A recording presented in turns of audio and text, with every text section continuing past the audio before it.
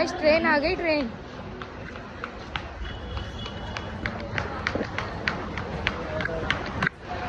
बाकी मैं पहुंच गई हूँ।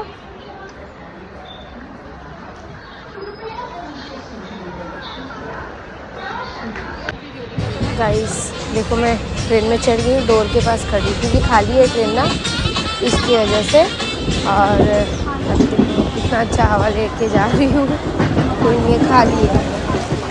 इसकी देखो नज़ारा कैसा लग रहा है, ट्रेन जा रही है और बढ़िया। आप देखो ये है दादर, दादर स्टेशन है। सुबह का टाइम है, थोड़ा खाली है, नहीं उस साइड भरा रहता है। देखिए